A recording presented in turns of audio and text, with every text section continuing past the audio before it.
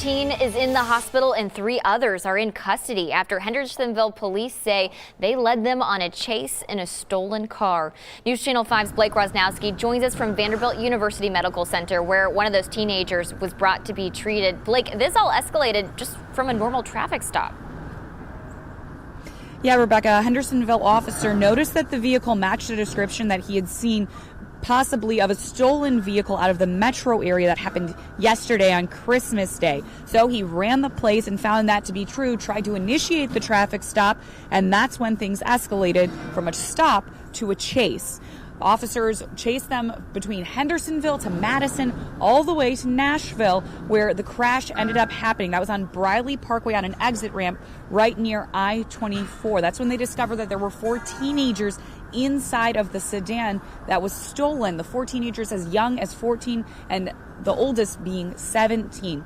All 4 of them were taken into custody. However, one was taken here to Vanderbilt University Medical Center. That's where he's being treated for minor injuries, according to officers, something from the airbag going off. So now at this point, this is an investigation between the Hendersonville Police Department and Metro Police Department, and they're working together more details on what exactly happened. As soon as we get more of those details, we'll be sure to pass them along. Live at Vanderbilt University Medical Center, Blake Rosnowski, News Channel 5. Blake, thank you. Happening now, the TBI needs your help finding a child they believe is in danger. It's 5-year-old Devontae Maurice Clark. Here's his picture. He was last seen at his aunt's house in Knoxville.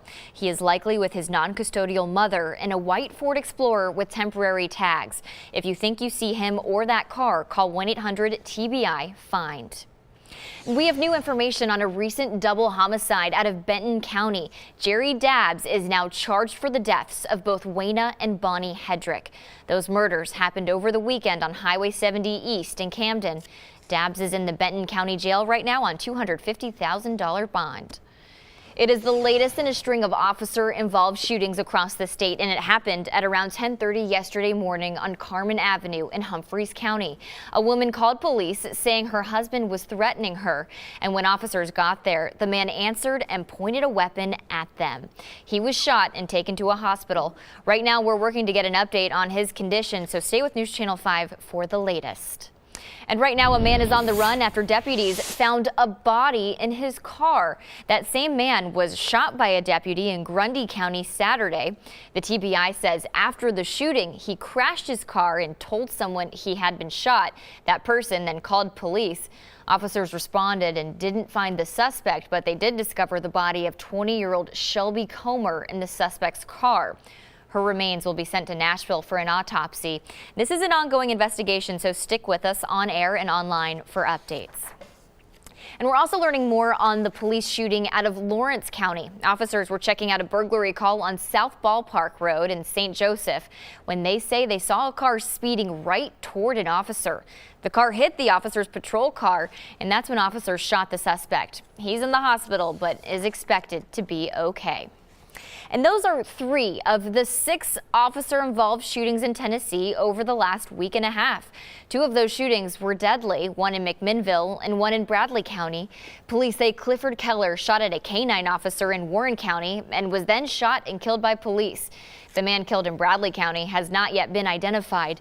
Another officer is on administrative leave in Tullahoma after shooting 44-year-old William Moon. Moon survived that shooting. And 1 person is dead after a bad crash in Cannon County yesterday. THP says a Ford Mustang crossed the center lane on Cummins Hollow Road and hit a car head on. The driver of that Mustang passed away. No word on the condition of the other driver this morning. One of the main routes in South Nashville was closed for hours after this crash yesterday. If you were trying to drive around that area, you definitely saw this. A pickup truck crashed into a utility pole on Harding Mall Drive near Nolensville Pike, knocking down power lines into the street. Police say the driver was transported to Vanderbilt with injuries, but is expected to survive. Firefighters in Pulaski spent Christmas morning battling this, a house fire that happened on Spotwood Drive. The call came in around 7 o'clock yesterday morning, and no one was home when that fire started. But as you could see, it was fully engulfed from that first picture when firefighters arrived. Yesterday was a hard one for a Nashville family who recently lost their father in a shooting.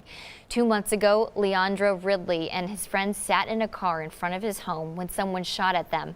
The 37-year-old father of 5 died. His friends survived. A News Channel 5 viewer saw the original story and decided to help. So yesterday, he delivered presents to the kids and their mother. The family says they all missed their dad terribly.